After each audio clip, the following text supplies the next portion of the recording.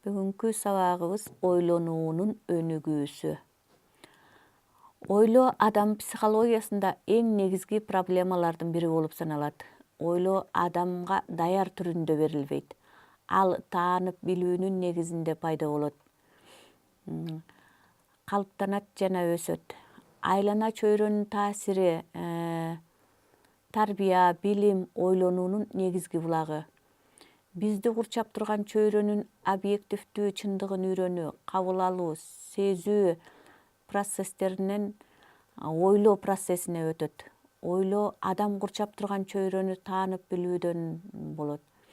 Ойлоо аркылуу адамдын жашоосу кабыл алынып, көңүл буруп, ар түрдүү жаңы аракет жана карым-катнаштык татаал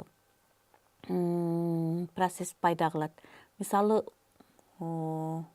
мектепке чейинки мезгил аны курчап турган адамдар дүйнөсүн ачыла баштаган деп белгилеп, өсүп келе жаткан бала иш аракетинде анын заттык маанилүү бир процессти өздөштүрө баштайт. Ал заттарды колдонууга өтөт. Ушундай иш аракет менен чөйрөнүн кеңейиши ойлонууну талап кылат жана ойлонуусуна таасир этет. Ойлонуу 1 жаштын аягында 2 жашта байкалып калат деп окумуштуулар байкоо жүргүзүүнүн негизинде далилдешкен. Ойлоо бул курчап турган дүйнөнүн баш мээде чагылышынын жогорку формасы. Ойлоого гана тиешелүү болгон татаал процесс болуп эсептелинет. Ойлоо 2 түрдүү жол аркылуу ишке ашат. Түздөн-түз, анан кыйыр түрдө. Түздөн-түз ойлонууга таасир берүүчү процесстер сезүү, кабыл алуу, жыттап же болбосо кол менен кармоо сыяктуу. Ал эми кыйыр түрүндө болсо, сезүү органдарына көз карандысыз кандайдыр бир кошумча методдордун жардамы менен аныкталат. Логикалык ой жүгүртүү аркылуу жаратылыштын закон ченемдүүлүгүн ачуу, окуу, билим алуу, ойлоо процессинин ишке ашуусуна баш мээнин баардык катмарлары катышат. Бул ойлоонун физиологиялык негизи болуп эсептелет. Ойлоо процессинин дагы бир физиологиялык өзгөчөлүгү ойлоо баштын чоң жарым шарынын аналитикалык, синтетикалык, татаал иш аракеттери менен байланышкан. Сырткы дүүлүктүргүчтөрдүн таасири астында пайда болуучу закон ченемдүүлүк мындай психикалык көрүнүш ойлонуунун физиологиялык негизи болуп саналат. Баш мээнин кыртышынын ар бир бөлүкчөлөрүнүн иш аракеттери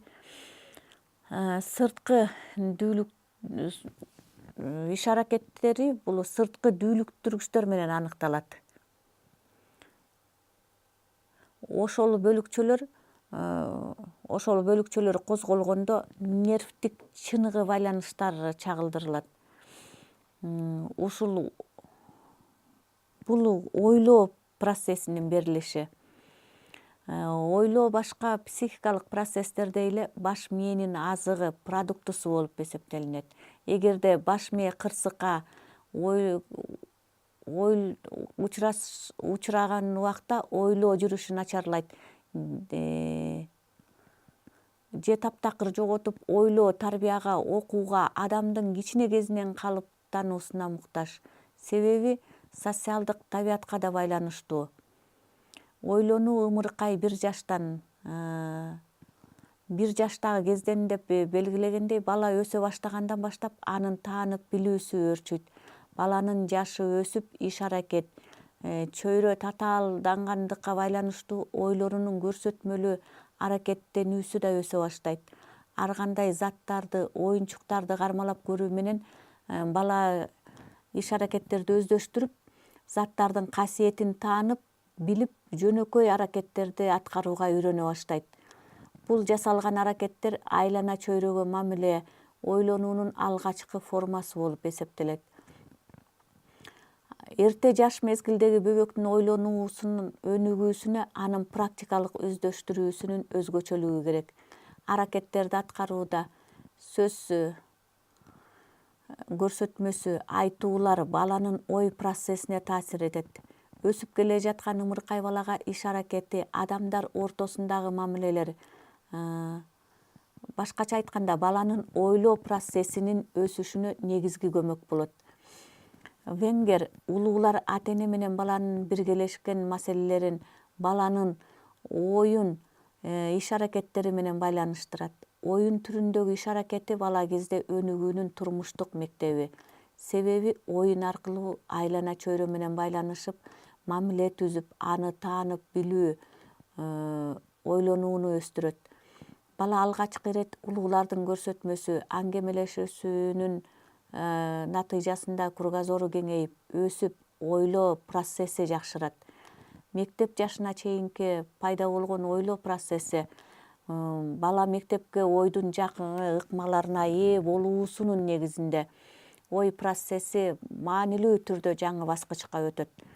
5-6 жашар балада түшүндүрүүчү реч пайда болот. Ал курбуларына оюнчугун айтып, ойноо эрежелерин түшүндүрүүгө аракеттенет.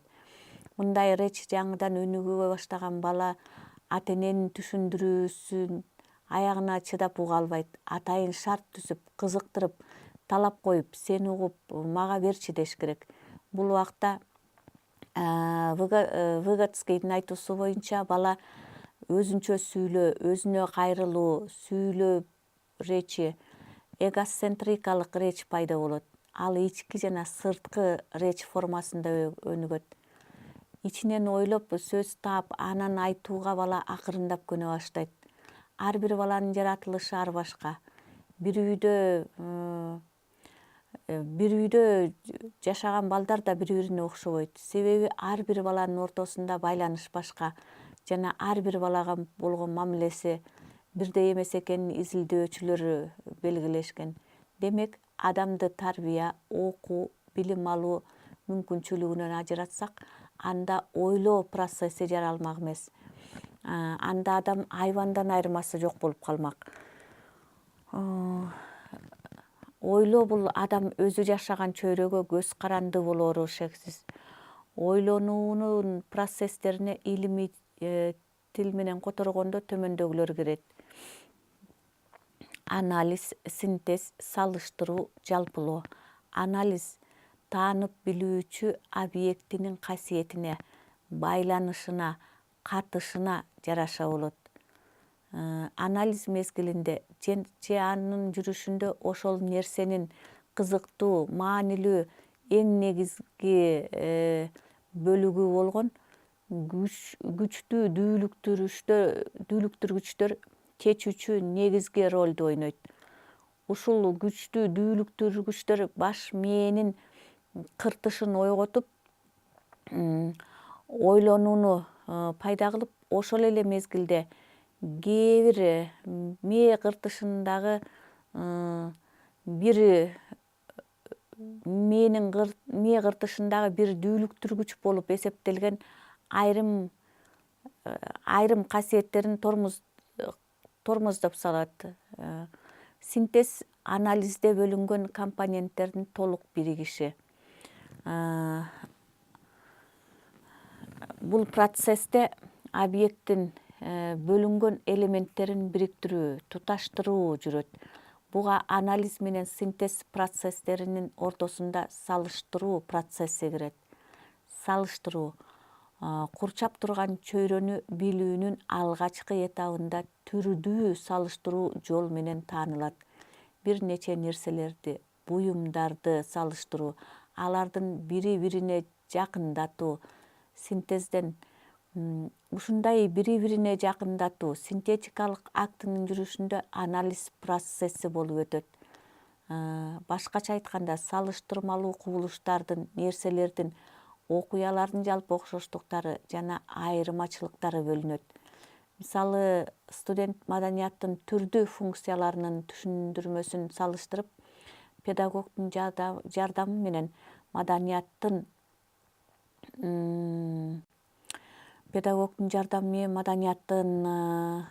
жалпы толуктайт. Ошентип ушундай бир салыштырууларга алып келет. Жалпылоо касиети, жогоруда биз анализ, синтез, салыштырма сыяктуу ойлонуу процессиндеги жыйынтыктоого алып келет. Ойлоо тил менен тыгыз байланышта. Себеби адам ойлонуудагы жыйынтыгын сөз аркылуу билдирет. Бул адамдын жаныбарлардан айырмачылыгы. Ойлонуунун түрлөрү ар кандай шартка байланыштуу. Ошондой эле ар бир адамдын жекече ойлонуусу бар. Ойлонууну балалык чактан баштап алгач көрсөтмөлүүлүк аракеттик ойлонуу болот.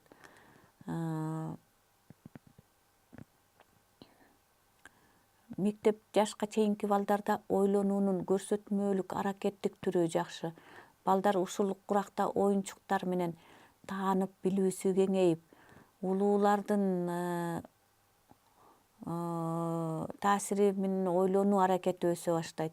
Ойлонуусун өстүрүү үчүн ата-энеси, ага эжелери деги эле улуу адамдар балдарга туура түшүндүрүп, алардын таанып-билүү, ойлоо сезимдерин өстүрүүгө көмөкчү, жардамчы болуш керек.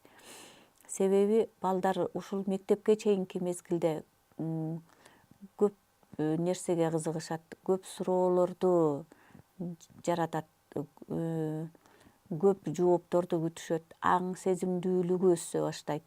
Ошондуктан балдардын ойлонуусунун касиеттери туура калыптануусуна катышуусу абадай керек. Бирок улуулар балдарды ар тараптуу кызыктыруу менен түшүнүк бериш керек. Мисалы, балдар кичине кезинен эле музыкага, адабиятка, ырга, тарыхка болгон кызыгуусу болот. Бирок заманга туура көз караштагы ойлонуу сезимин, жөндөмдүүлүгүн, байланыштуу бир иш аракетке көбүрөөк көңүл буруу, балдардын жашоо турмушунда өз ордун табаарына улуулар себепчи болору талашсыз. Азыркы мезгилдин эң керектүүсү болгон компьютер, телевизор, радио эсептелет. Бирок булардан балдардын ойлонуусуна, аң сезимдүүлүгүн өстүрүү жактарын алууга улуулар көзөмөлдөп туруш керек. Көрсөтмөлүүлүк образдык ойлоо. Мектепке чейинки 4-7 жашка чейинки балдарда ойлонуунун образдык түрү өнүгүп калган мезгил болот. Мисалы, ушул курактагы балдар жомокторду укканда эмоционалдуу, образдуу кабыл алат. Ошондуктан ойлонуунун образдуу чагылдырылышын балдардан байкоо кыйындыкка турбайт. Ойлонуунун бул түрү балдарда кездешпейт. Ар бир адамда таң калтырган, өзгөчөлөнгөн бир нерсени сөзсүз башкача сезим пайда болот. Ушундай сезим өзгөчө чыгармачыл адамда көбүрөөк кездешет. Ар бир көрсөтмөлүү, кооздук, тоо, суу, жамгыр дейбиз. Ал адамдын сезимин образдык ойлонуусуна жол ачат да, бир нече сонун музыкалар, адабий чыгармалар, ырлар, романстар, сүрөттөр жаралат. Демек, ойлоо адамдын психикалык касиеттеринин өзгөчөлөнгөн кубулуштарынан пайда болгон сезим десек болот. Белгилүү психолог Немов ойлонуунун түрлөрүн төмөндөгүчө көрсөткөн. Теориялык, анан практикалык. Теориялык ойлонуу түшүнүктүк, образдык, практикалык ойлонуу көрсөтмөлүүлүк, образдык, көрсөтмөлүүлүк, аракеттик. Немов белгилегендей, теориялык кабыл алуудан практикалык ойлонууну жаратат. Ал эми кошумча иретинде көрсөтмөлүүлүк болсо, ойлонуунун образдуу, аракеттик ишмердүүлүгүнө жол ачат. Адамдын жашаган бир иш аракети ойлонуу аркылуу болору белгилүү. Ойлоо конкреттүү нерседен абстрактуу нерсеге бет алганда, эгерде ал ойлоо болсо, акыйкаттан алыстабайт, кайра жакындайт деп Гегель философиялык ой жүгүртүүсүндө көрсөткөн. Адамдын жашоосунда ойлоо эң маанилүү психикалык касиеттердин бири экендигин кыргыз элинин ооз-эки чыгармаларынан да кездештиребиз. Мисалы, ойносоң да ойлоп сүйлө, ой сөзүмдүн сандыгы, бутунан мүдүрүлгөн турат, тилине мүдүрүлгөн турбайт жана башка ушул сыяктуу накыл таамай сөздөрдү ойлонуунун мааниси тууралуу коомдон коомго, муундан муунга өтүп, этно-психологиялык билим катары ушул мезгилге чейин эл арасында айтылып келет.